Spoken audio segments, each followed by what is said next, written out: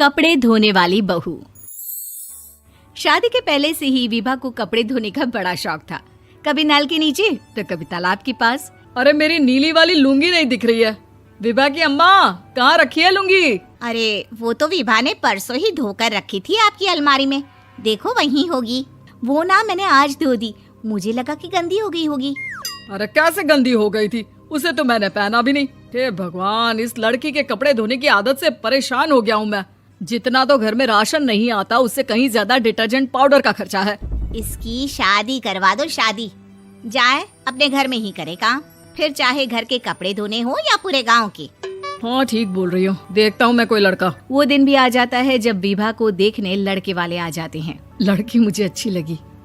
होने वाली सास कहती है, बेटी अगर कुछ पूछना है तो पूछ लो।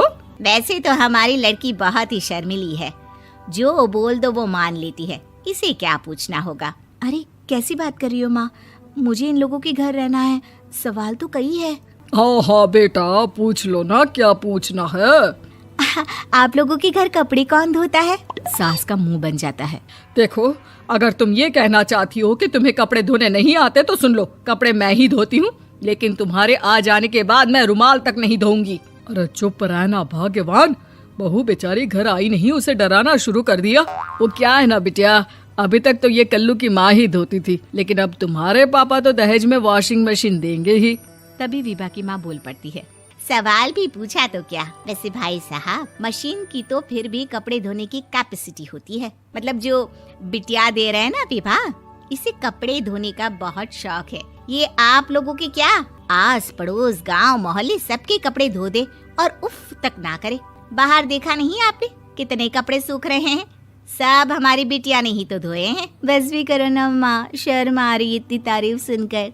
और तो और एक दाग निकाल कर दिखाओ तो मान जाओ। हाँ अच्छा, माफ करना बेटा, मैंने गलत समझा, हमें तो रिश्ता बहुत पसंद है। और ऐसे जुड़ जाता है रिश्ता कपड़े धोने का शौक रखने वाली विभा का। उसकी शादी हो जाती है कोयला फैक्ट्री में काम करने वाले कल्लू के साथ। शादी के बाद अचानक विभा चिल्लाती हुई सास के पास आती है। सासू माँ, अरे सासू माँ कहाँ है आप?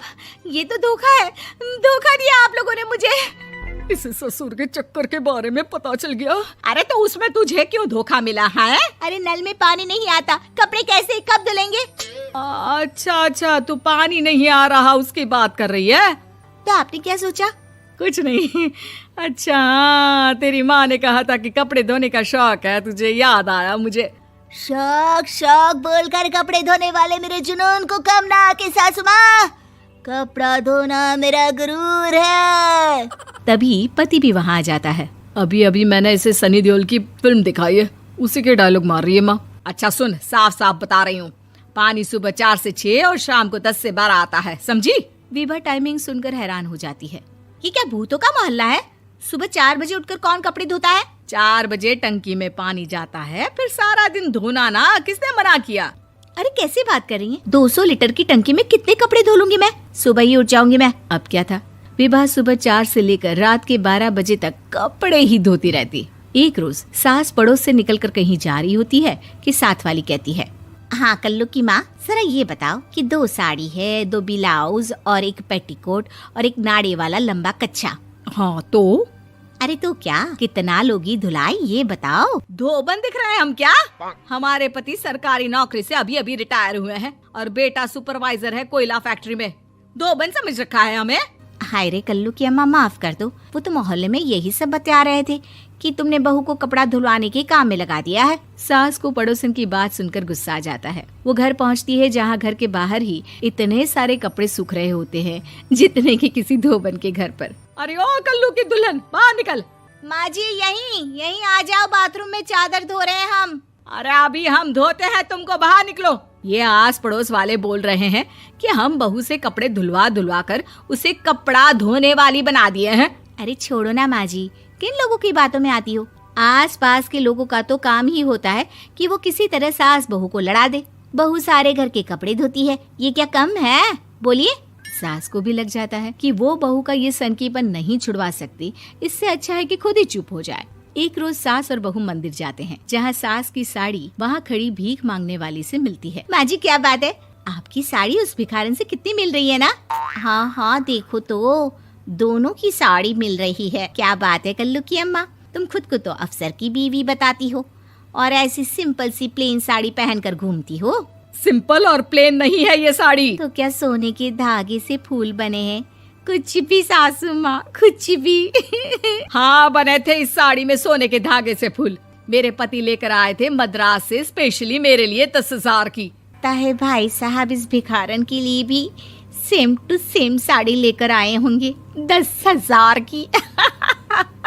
सास उस वक्त तो कुछ नहीं कहती, लेकिन बहू के साथ घर आती है और अलमारी से एल्बम निकाल कर लाती है। ये साड़ी देख रही है, ये वही साड़ी है जिसे मैंने अभी पहना था।